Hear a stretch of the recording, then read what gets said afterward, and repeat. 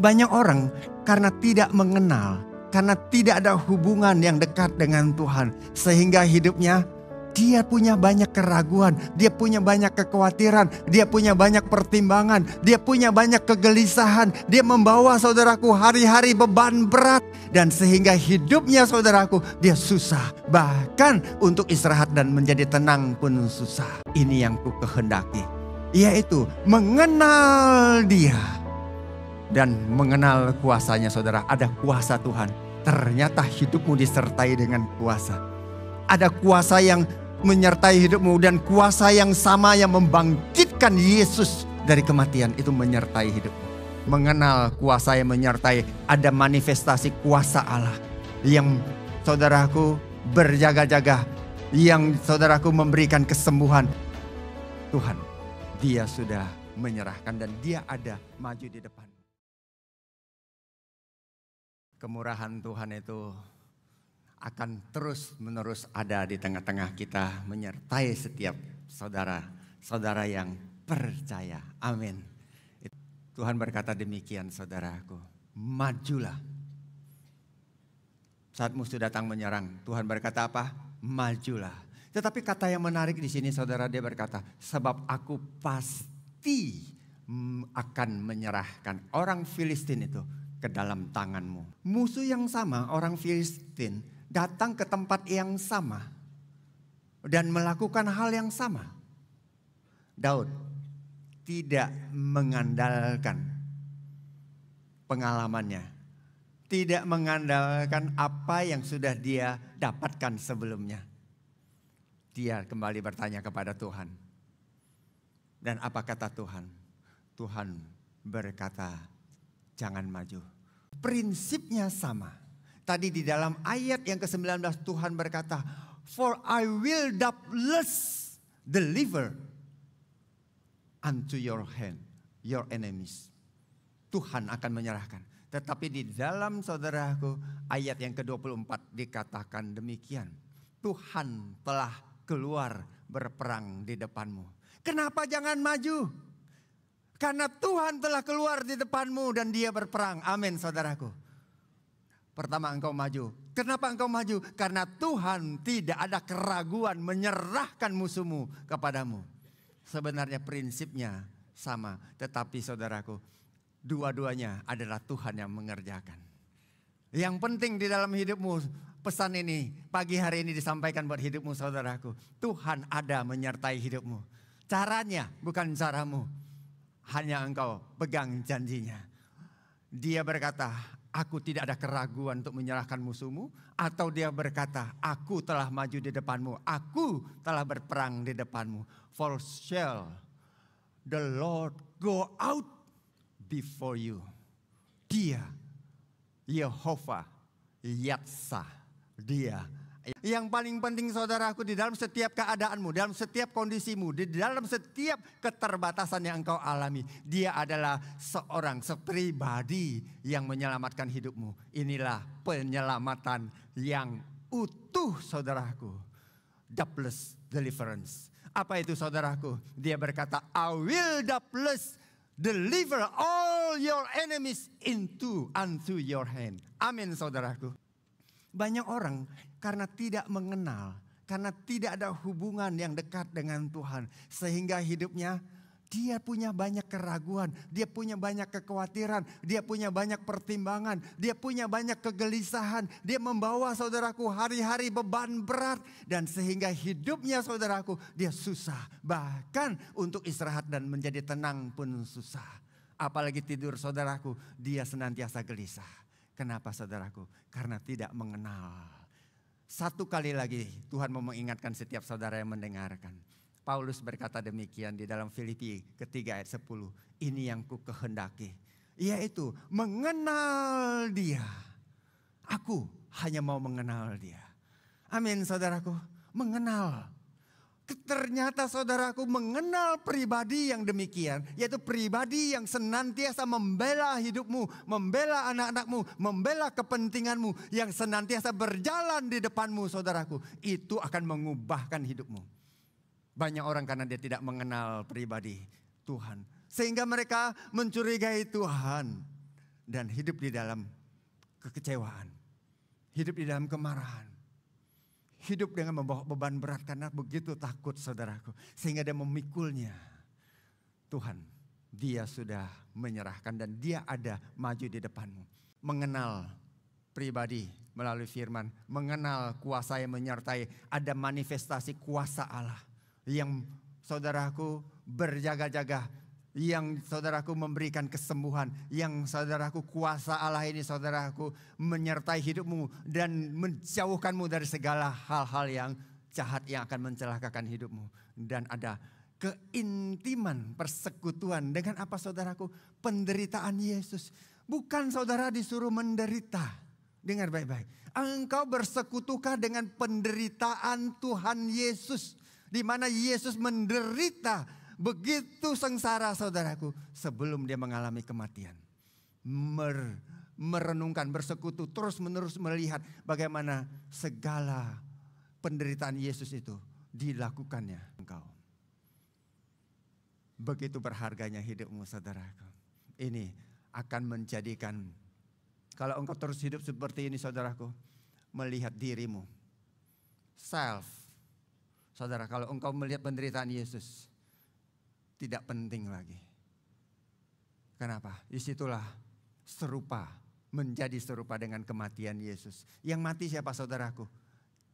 Self, ego, keinginan diri. Karena Yesus sudah menjaga hidupmu. Sehingga keinginanmu digantikan dengan kasih daripada Yesus. Penderitaan Yesus itu adalah kasih Yesus buat saudara. Penderitaan Yesus itu adalah kasih Yesus. Menjadikan hidupmu tidak lagi sama. Menjadikan self itu tidak ada perannya. Sehingga saudaraku, kasih itu membangkitkan hidupmu di dalam kasih setianya. Itu akan menjadikan engkau pribadi yang sangat berbeda. Inilah yang dikatakan juga oleh kitab Roma saudaraku. Hukum saudaraku mengatakan begitu banyak hal, mengatur hal-hal yang baik di dalam kehidupan ini. Tetapi hukum itu tidak akan pernah bisa menggantikan engkau. Tidak akan pernah rela mati buat engkau. Di dalam Roma pasal 8 ayat ketiga dikatakan, apa yang tidak mungkin dilakukan oleh hukum telah dilakukan oleh Allah dengan mengutus anaknya sendiri. Hukum tidak bisa, hukum tidak salah, tetapi hukum tidak pernah melakukan apa-apa yang baik, apa-apa yang bisa menggantikan penderitaanmu, menggantikan kesusahanmu.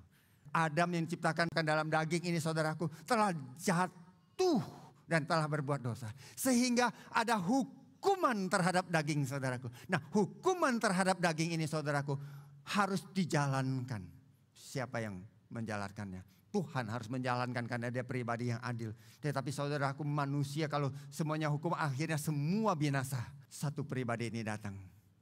Dan dalam bentuk rupa daging ini, pribadi Allah saudaraku. Lahir sebagai manusia 100%. Pribadi yang keluar dari Allah, roh daripada Tuhan saudaraku, firman ini menjadi manusia. Dan hukuman itu saudaraku dijatuhkan di atas dia. Di situ hukuman atas dosa di dalam daging sudah terjadi. Amin saudaraku. Sehingga saudaraku, engkau tidak perlu terhukum lagi. Di dalam Yesaya pasal yang ke-53, sesungguhnya penyakit kitalah yang ditanggungnya. Kata penyakit di sini koli di dalam bahasa Ibrani saudaraku, artinya segala jenis penyakit. Yesus dalam bentuk daging dijatuhi hukuman sampai mati. Tetapi saudaraku, saat dijatuhkan hukuman saudaraku, dia melakukan apa? Dia melakukan bukan hanya penebusan terhadap dosa manusia. Ternyata saudaraku, dia menanggung, dia memikul saudara. Apa itu saudaraku? Koli. Segala jenis penyakit tanggungnya. Dan makov. Apa itu makov saudaraku? Yaitu saudaraku kesakitan di tubuh. Kesakitan di jiwa. Rasa sakit dimanapun. Di tubuh fisik. Sudah ditanggungnya. Dan saudaraku, kalau jiwamu sakit. Sakit jiwa itu sederhana saudaraku. Orang gak punya uang saudaraku, merasa sengsara. Kalau sengsara itu saudara gak makan 3 hari sengsara, sakit. Gak punya uang, apa yang sengsara? jiwanya sengsara. Tubuh nggak punya uang nggak sengsara, saudara. Saldo berkurang, sengsara langsung. Ini keluar terus langsung sengsara. Dan dia nggak mau sengsara sendirian, saudaraku. Dibuatlah orang yang dinikahinya sengsara juga. Itu mental pain. Jiwanya yang sakit. Padahal nggak apa-apa. Fisiknya nggak apa-apa. Akhirnya lama-lama karena kepikiran terus, jadi tubuhnya ikut sakit. Mulai sakit kepala. Itu saudaraku. Itu pun sudah ditanggung, saudara. Amin. Sudah ditanggung. Jadi jangan cek lagi saldo itu. Maksudnya jangan jadikan itu mental pain. Itu jenis penyakit jiwa juga, saudara. Kalau saudara mau tahu. Dan akhirnya jadi fisik pain juga, saudaraku. Tubuh jadi ikut-ikutan sakit. Apa yang membuat jiwamu menderita? Oh, yang tidak jadi dinikahi. Menderita karena apa? Karena janji-janjinya ditinggalkan, saudaraku. Itu sudah Yesus tanggung. Engkau bukanlah orang yang berhutang kepada hukum. Maksudnya? Hukum itu, saudara, segala aturan sehingga saudara perlu membayar kepada hukum. Tetapi engkau adalah orang yang sebenarnya mendapatkan kasih karunia, saudaraku. Apa yang harus engkau lakukan? Engkau hanya perlu mengarahkan fokus hidupmu kepada kasih karunia. You have to switch your focus from self weaknesses. Kepada apa, saudaraku? To the strength of grace. Apa itu artinya? Gantilah fokusmu dari kelemahan-kelemahan, dari keterbatasan-keterbatasan, dari tekanan-tekanan, dari, saudaraku, intimidasi demi intimidasi. Bahkan yang menjadikan engkau merasa kuat, engkau harus switch, harus ganti kepada semua kelemahan, kekuatan juga dari dirimu sendiri kepada kekuatan kasih karunia. Kalau saya berhutang kepada kasih karunia, saudaraku, hidupan saya terus menerus mengikuti dia. Saya terikat oleh kasih karunia. Karena kasih karunia membawa keselamatan ini. Ikatkan dirimu kepada kasih karunia. Saya mau ceritakan bagaimana kasih karunia ini saat dia datang, saudaraku. Tuhan Yesus, dia mendatangi. Ada satu tempat, yaitu namanya pintu gerbang domba. Menarik, saudara, pintu gerbang domba adalah pintu gerbang yang pertama kali diperbaiki oleh Nehemia. Kalau saudara membaca kitab Nehemia saat dia kembali memperbaiki tembok Yerusalem, yang pertama dia perbaiki adalah pintu gerbang domba. Dan saudara tahu domba itu adalah juga Yesus yang menjadi domba. Domba yang disembelih, domba Allah yang menyerahkan dirinya. Itu adalah gambaran penebusan. Dan dia mendatangi pintu gerbang domba. Dia ada anak domba Allah. Dia datang kepada pintu gerbang domba. Di situ ada sebuah kolam. Dan nama kolam itu adalah Bethesda. Apa itu Bethesda di dalam bahasa aslinya dituliskan demikian, saudaraku. House of Mercy. Apa itu? Juga berarti flowing water. House of Mercy adalah rumah kemurahan, tempat kemurahan. Bahkan 5 dikatakan serambinya. 5 adalah kasih karunia. Serambi, saudaraku, itu adalah covering. Ada covering dari kasih karunia. Di serambi-serambi itu berbaring begitu banyak orang sakit. Orang lumpuh, orang sakit penyakit apapun, saudaraku, timpang ada di situ. Orang-orang yang sangat terbatas, saudaraku. Kenapa mereka dibaringkan di sana dan berbaring di situ? Karena sewaktu-waktu nanti air itu, saudaraku, akan bergoyang. Kenapa? Dikatakan ada malaikat Tuhan yang turun ke kolam itu dan menggoyangkan air itu. Dan kemudian orang yang pertama kali masuk akan sembuh. Makanya orang-orang ada di situ dan menanti. Kapan nih air bergoyang? Begitu air bergoyang, semua berlomba-lomba untuk masuk dan untuk menerima kesembuhan. Ada seorang yang 38 tahun lamanya dia sakit. Dalam terjemahan bahasa Yunani itu asthenia, yang berarti tadi adalah kelemahan di tubuh dan kelemahan di jiwa. Di dalam bahasa Inggris diterjemahkan infirmities, artinya lemah tubuhnya. Tidak bisa berbuat apa-apa. Tetapi kasih itu, ya saudara, dia khusus mendatangi orang ini. Bukankah Begitu luar biasa pribadi Tuhan kita. Dia khusus mendatangi orang ini, saudaraku, yang tidak lagi menjadi penting. Di perjanjian lama komplit selesai. Tidak ada yang tertinggal. Dia berkata, saudaraku, bahwa dia tahu orang ini sudah lama berbaring. Keadaannya sudah sama dan lama. Apa kata Yesus? Maukah engkau sembuh? Kasih itu menawarkan. Maukah engkau sembuh? Maukah engkau mengalami pemulihan?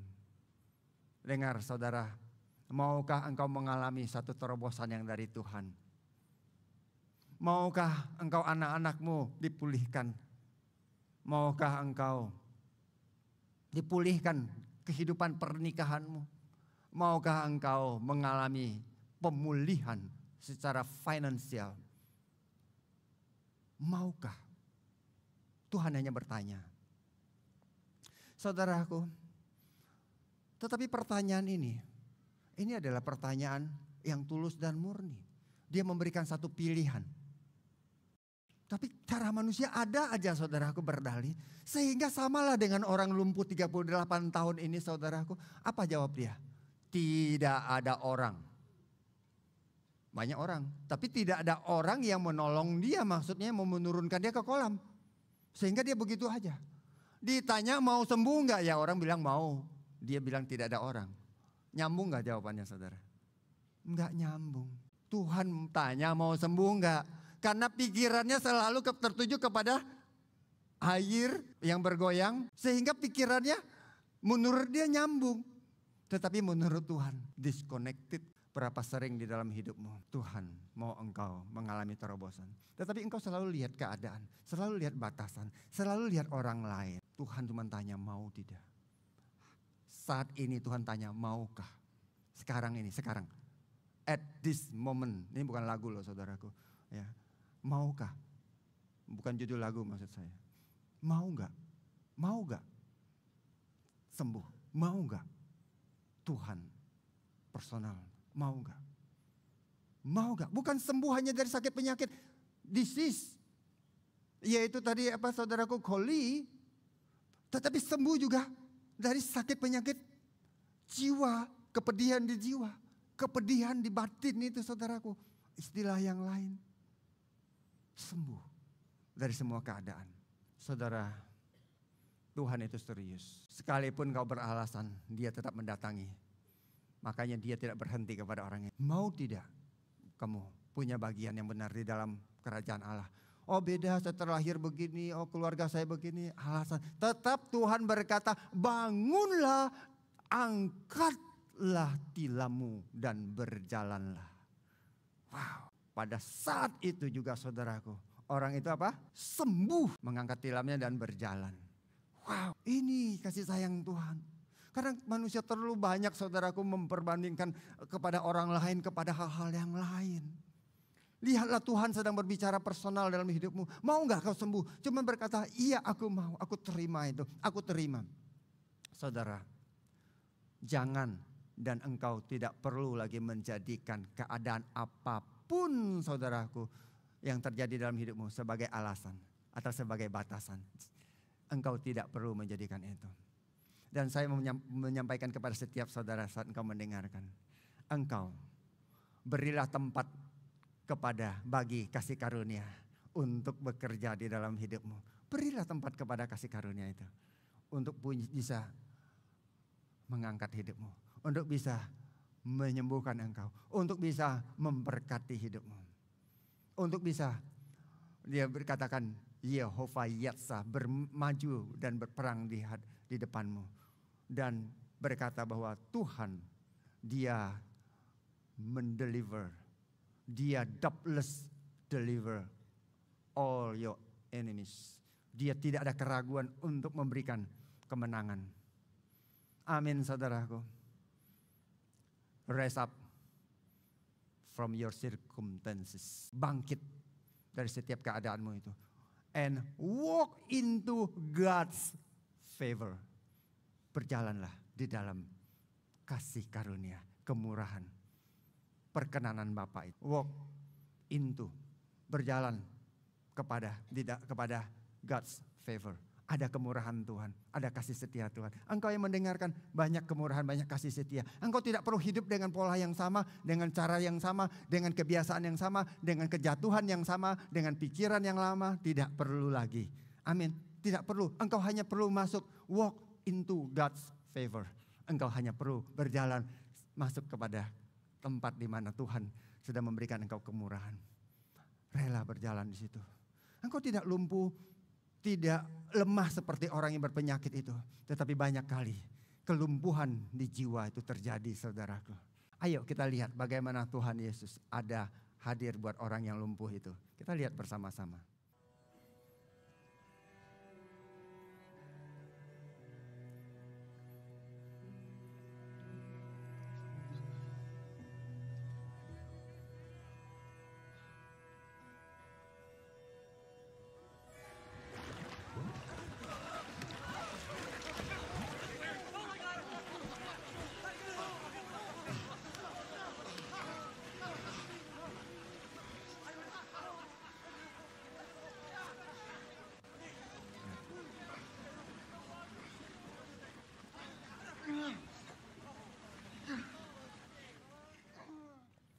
Shalom. Me? Yes. Shalom. I have a question for you. Do you want to be healed? Sir,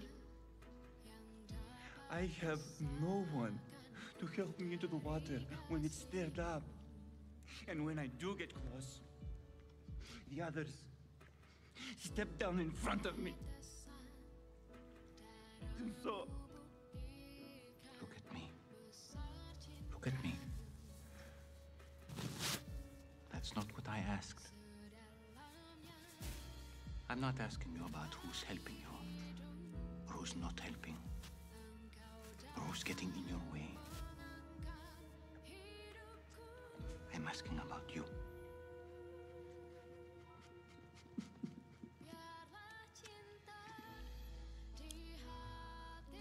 So let's go. Get up. Pick up your mat. And walk.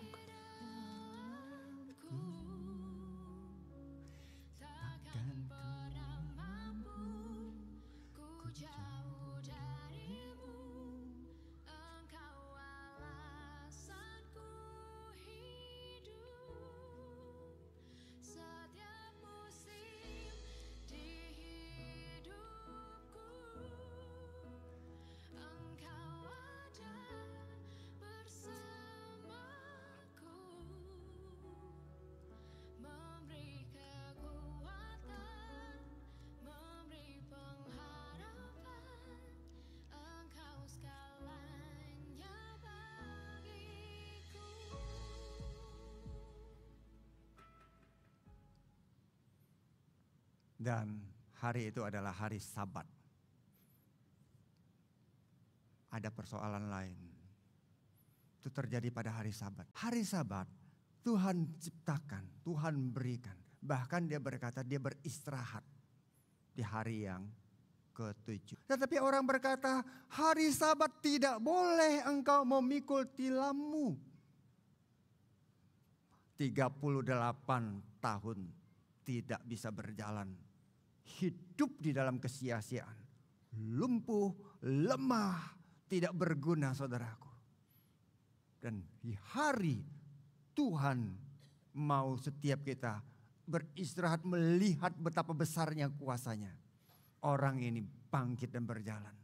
Itu adalah season of celebration. Musim, waktu di mana kita merayakan kasih setia Tuhan. Tetapi hukum Sabat ditaruhkan. Sabat bukanlah hukum, tetapi dijadikan hukum. Dituntutkan kepada orang saudaraku. Itu hari perhentian saudaraku buat setiap kita. Tetapi dijadikan hukum. Harusnya rest, tetapi dibuat stres. Ada orang-orang yang menaruhkan hukum Sabat. di dalam kehidupanmu. Saya tidak tahu apa yang menjadi hukum sabat di dalam kehidupan saudara. Berpuluh-puluh tahun engkau sudah membawanya. Pokoknya harus begini, pokoknya harus begitu. Bapa Tuhan Yesus datang untuk memberikan kasih karunia. Dia mau engkau rest. Mau engkau mengalami kemenangan, mau engkau mengalami terobosan. Bisa juga sabat itu adalah aturan-aturan saudara sendiri yang sudah ada di dalam hidupmu. Sehingga engkau mau mengabaikan apa yang terbaik yang datang daripada Tuhan. Yang dia sediakan.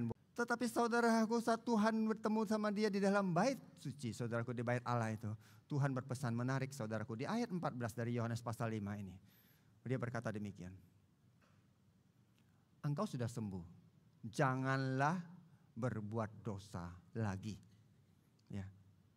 Supaya jangan terjadi yang lebih buruk padamu.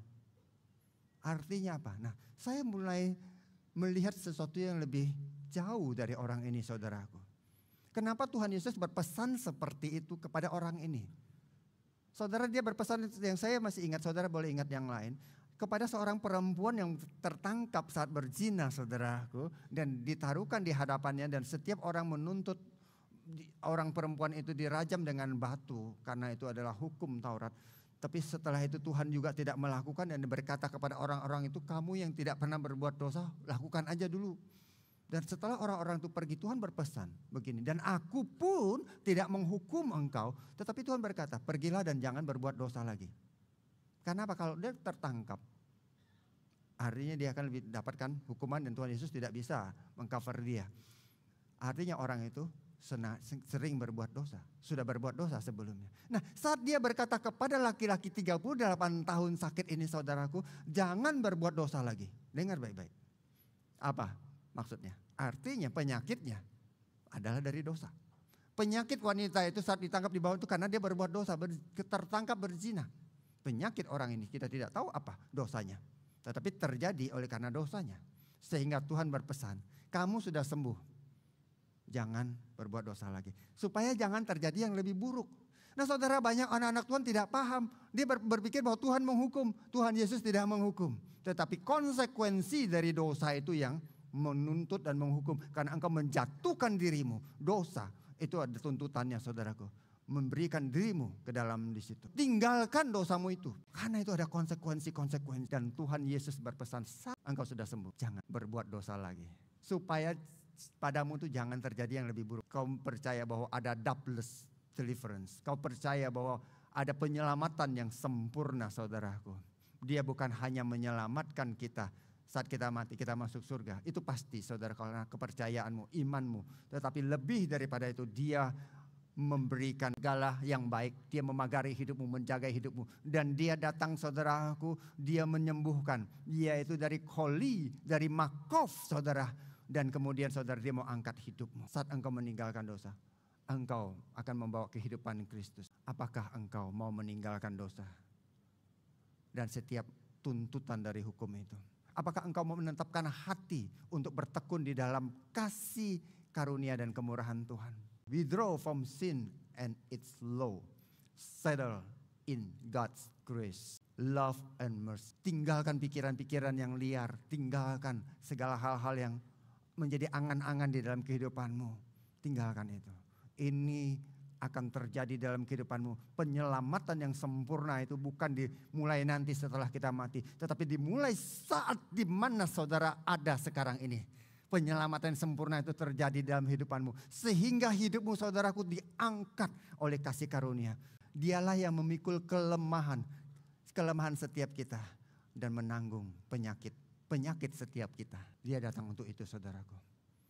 Bahkan hari ini, sekarang ini juga, dia mau mengerjakan buat setiap kita. Dalam 1 Petrus 2:24. Oleh bilurnya kamu telah sembuh. Perkataan ini saya percaya, perkataan yang terjadi buat setiap kita. Sehingga apa yang menjadi kelemahan saudara, menjadi keterbatasan saudara, saat dimanapun engkau duduk sekarang, Tuhan, dia hadir dan dia datang buat engkau. Kalau engkau tidak mengalami sakit penyakit secara fisik, ada sakit penyakit secara jiwa. Seperti yang tadi dibacakan di awal. Tuhan juga mau selesaikan dalam kehidupanmu. Sekarang ini, saudara, saya mau menaruhkan kasih karunia ini buat setiap saudara.